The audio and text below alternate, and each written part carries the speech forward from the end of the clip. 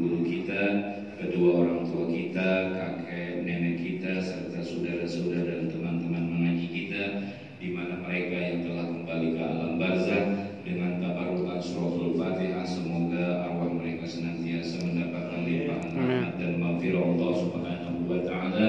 Kubur mereka dijadikan raudhah min riyadil jannah, amin.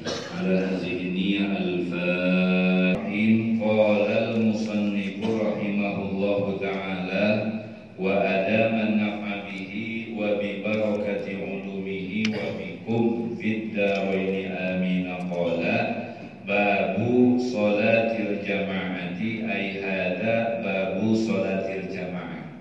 Ini merupakan satu bab yang menjelaskan tentang sholat berjamaah, aturan-aturan yang digunakan sebagai satu acuan bagaimana sholat berjamaah itu dikatakan sah, dan juga di dalamnya membahas tentang fadilah keutamaan sholat berjamaah.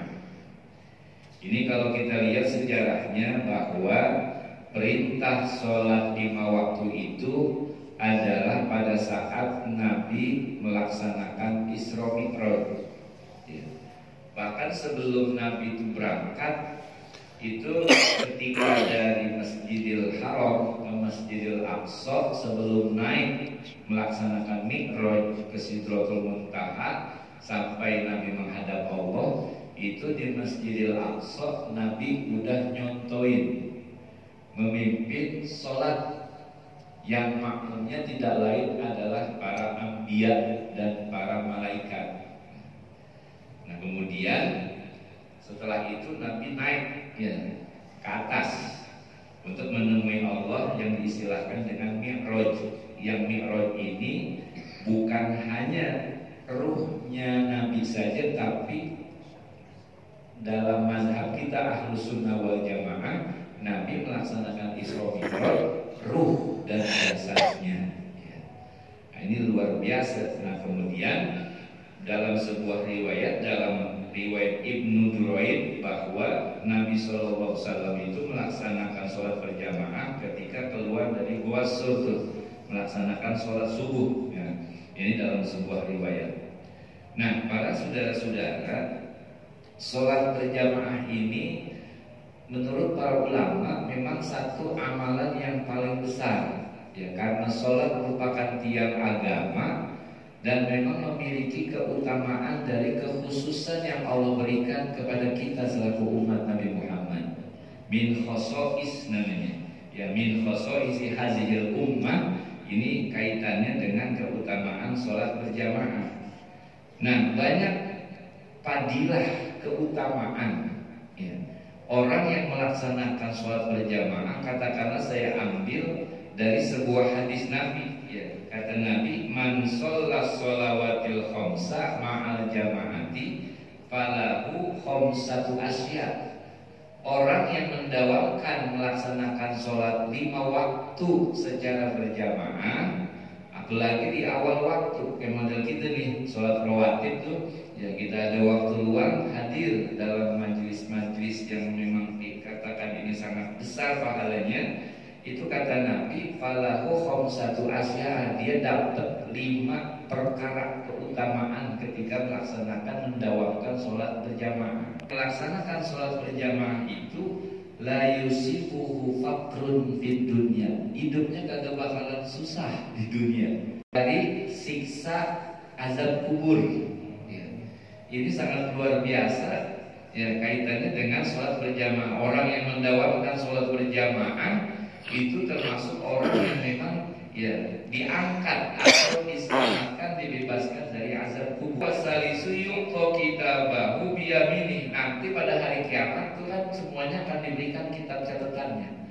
Nah orang yang mendawamkan sholat berjamaah bukan diberikan lewat punggungnya, tapi diberikan lewat depan, dengan tempat yamurru ala sirati kalbarkil hatif. Nanti pada saat di sirat itu kita semuanya mengukur dari kemampuan kita bagaimana selama hidup di dunia. Nah orang yang mendawamkan sholat 5 waktu itu nanti jalan di sirat itu kalbarkil hatib, seperti kilat yang menyambar. Wal khamisu yudkhiluhullahu ta'ala bil jannati bila hisabin wala adabin. Nanti ketika dia masuk rajula, kalau kamu lihat orang yang tadil masjid mundar-mandir dari rumah ke masjid, kita bolak-balik begitu, fashhadu lahu bil iman. Tuh, lihat itu, orang yang memang iman itu udah mantap. Ya. Ini Nabi menyatakan, orang yang memang membiasakan mendawamkan sholat berjamaah itu memang luar biasa. Dari situ menjadi sabab seseorang seluruh kehidupannya rizkinya dijamin oleh Allah Subhanahu wa ta'ala. Sholat ay qiyamal lail nisfal laili. Orang yang melaksanakan sholat isya secara berjamaah, apalagi kita laksanakan di masjid, ya, itu fakaan nama qomal lailan qoma nisfal laili. Oh, sama saja dia seolah-olah melaksanakan qiyamul lail itu setengah malam. Maatin. Nah, ini gedean lagi. Orang yang melaksanakan sholat subuh secara berjamaah, fakaan nama sholal laila kullahu. Ketika kita melaksanakan sholat subuh secara berjamaah, itu ganjaran pahalanya sama seperti orang melaksanakan qiyamul lail kullahu, semalam suntuk. Nah, ini rawahu Muslim, riwayat Imam Muslim. Innal munafiqina min sholatil fajri wal isya. Kalau ada orang munafik itu, dia punya sifat melaksanakan sholat yang paling berat itu adalah sholat isya dan sholat subuh. Makanya kita lawanin gimana caranya biar ya kita terbebas dari sifat-sifat orang munafik. Orang munafik itu digambarkan dalam sebuah riwayat Imam Muslim, berat banget melaksanain sholat isya sama sholat subuh. Ya, ini yang paling berat. Walau ya'lamuna ma fiha la atawna wal habwan. Kalau seandainya orang munafik tahu tuh kebaikan yang sangat luar biasa pada sholat isya dan sholat subuh, la atauhuma walau habwan, dia pasti akan mendatangi untuk melaksanakan sholat isya dan sholat subuh walau habwan, sekalipun dengan merangkak-rangkak. Qaul Imam Nawawi, ya. Imam Nawawi mengatakan bahwa hukum sholat berjamaah adalah fardu kifayah.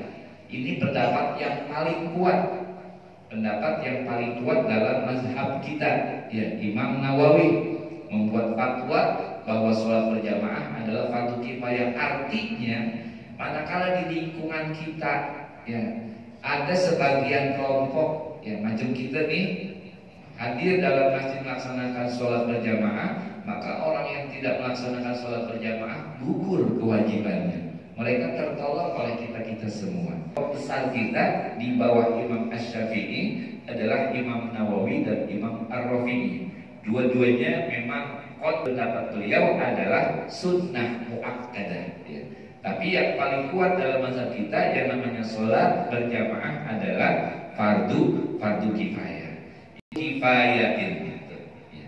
Dalam kitabnya hiya fardu kifayatin, hukumnya adalah fardu kifayah. Alal ahlil biladi, atas para orang-orang yang mukim di suatu tempat, artinya ahlul bilad yang menetap. Ini di syarah ini dijelaskan fardu kifayah bagi ahlul bilad, maksudnya orang yang mukim. Orang yang mukim ini banyak, ada laki, ada perempuan, ada unsa, ada anak kecil. Tapi ini fardu kifayah ditekankan ala rijalin, bagi orang laki-laki. Ya. Jadi sholat berjamaah ini penekanannya adalah ar-rijal, kita nih orang laki. Ada perintah untuk melaksanakan sholat berjamaah di masjid. Yang lebih utama perempuan itu melaksanakannya adalah di rumah. Selama dia tidak ada yang memang telanjang, sebab nanti ada pada kondisi-kondisi tertentu orang nggak punya pakaian, dia melaksanakan sholat berjamaah dalam kondisi tertentu jamaah tapi nggak pakai baju. Nah, tapi dengan catatan di tempat yang gelap. Alaihim iqamatuha, ya. Dan wajib tuh untuk melaksanakan mendirikan sholat secara berjamaah fi mahalli zohirin, pada satu tempat yang memang kelihatan oleh masyarakat. Jadi tempat itu kelihatan bagi masyarakat, la yastahi ahadun min dukhulihi, yang memang orang lain itu nggak merasa sungkan, nggak merasa malu buat masuk ke dalamnya. Misalnya sholat berjamaah itu belum ada katakanlah masjid musola, kemudian ada satu rumah dia bersedia rumahnya dijadikan sebagai tempat buat melaksanakan sholat berjamaah, tapi masyarakat yang lain merasa sungkan, bagaimana rumah si fulan buat melaksanakan sholat, itu ada kekhawatiran, ada rasa malu. Nah, maka dibuatlah satu tempat, ayyusolliya, untuk melaksanakan sholat as-syakhsu, seseorang, jamaatan, secara berjamaah, fi baitihi, di dalam rumahnya.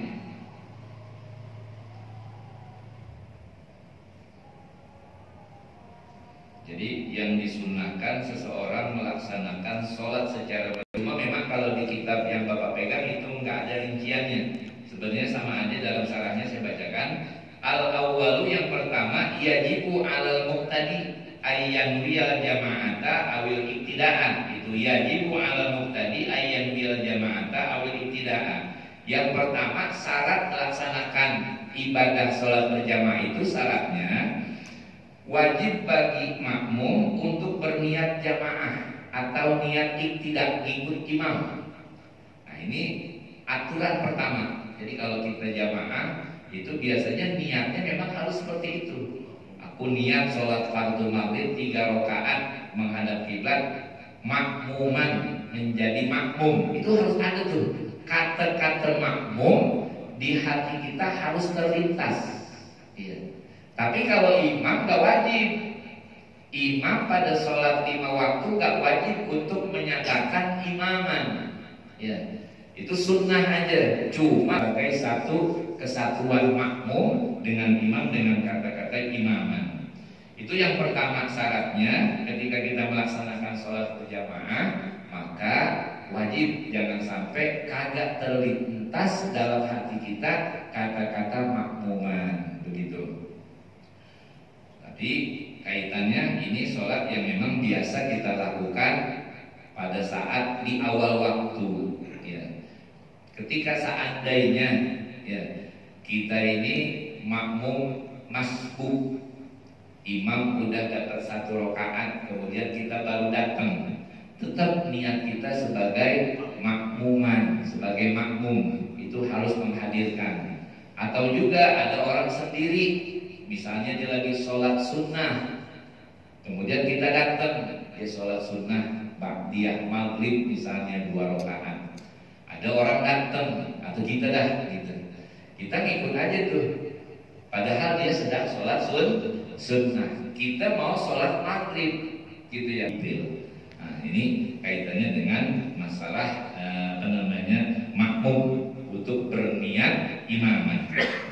Wasani, kemudian yang kedua, syarat bermakmum itu adalah syarat sholat berjamaah ayya'lamal muqtadi af'alal imami. Yang kedua, makmum itu mengetahui seluruh gerakan-gerakan imam. Artinya nanti makmum itu ngelihat imam, oh imam gerakannya lagi sujud, oh imam gerakannya lagi ruku. Atau juga kalau misalnya dia nggak ngelihat dalam kondisi jauh, dia itu dengan apa? Ausima isautihi, atau mendengar suaranya imam. Imam misalnya pakai speaker, itu dia kondisinya nggak kelihatan imamnya, tapi dia bisa mendengar takbirnya. Nah, ini termasuk dikatakan biruyati, dapat dia mengetahui dengan melihatnya. Au sauti muballighin, atau juga suara muballigh. Biasanya kalau di Masjidil Haram atau Madinah itu pendamping imam, gitu ya bahasanya, muballigh ya istilahnya.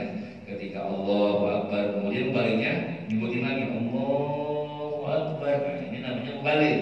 Nah, kalau kita nggak pakai, repot juga di sini.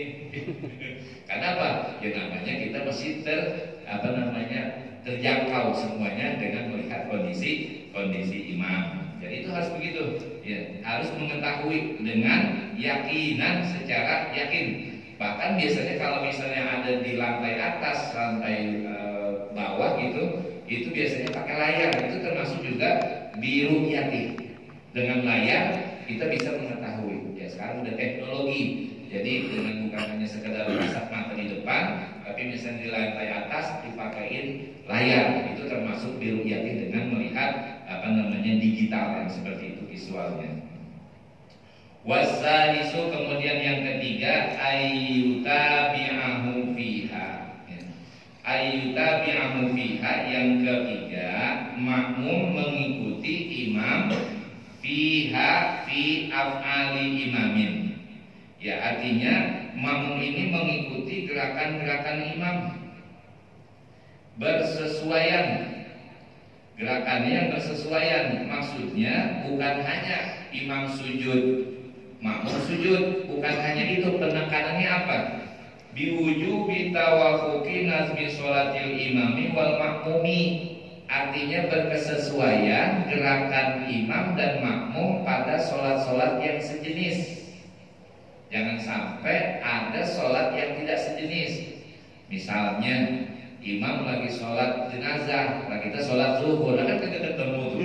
Iya, imamnya cuma 4 kali takbir, kagak pakai ruku lah, kita pakai ruku ya udah bisa. Itu namanya harus muafik, ya harus senada. Ya, atau juga misalnya sholat kusuf 2 kali ruku, ya kan? Nah ini belum pernah nyobain ya sholat kusuf ya. Udah syarat sholat berjamaah itu ayyajtami'a ma'ahu fi makanin wahidin, ada dalam satu majlis, satu tempat, imam ada di situ dan makmum juga ada di situ. Meskipun memang boleh selama dia tidak sampai melebihi 300 ziro, ukuran 144, ya 144 meter. Cuma memang yang paling afdol kita harus merapatkan barisan, ya. Yang bagus itu adalah sholat yang memang tidak melebihi 3 ziro untuk imam dengan makmum. Nah ini yang paling bagus, ya seperti halnya sudah kita biasa. Kalau misalnya imam adanya di sini, makmumnya di belakang masjid, samping masjid itu dekat pintu, ya boleh, masih dapat juga 5 adalah alla yataqaddama alaihi fihi. Allah yataqaddama alaihi fihi, yang kelima, makmum itu tidak mendahulukan imam fihi pada beberapa tempat-tempat tertentu dan gerakan-gerakannya. Nah, artinya apa? Jangan sampai nanti ya makmum ini mendahulukan gerakan rukun-rukun fi'li. Minimal itu kalau dia melebihi dari 2 gerakan, namanya udah batal. Jangankan 2 gerakan, kita aja nih seandainya imam belum rapih takbiratul ihram, Allah, baru Allah, kemudian makmum ada yang nyusul tuh, itu makmum tergesah sholatnya, membarengi salah satu huruf dari takbiratul ihram imam. Maka ketika kita sholat berjamaah, kita perhatiin dulu, paling kagak dengar kata-kata barnya imam, gitu ya. Jangan belum rapi jamaah. Sekiranya ada hal yang ingin ditanyakan terkait dengan masalah materi kita, amin. Wassallallahu ala sayyidina Muhammadin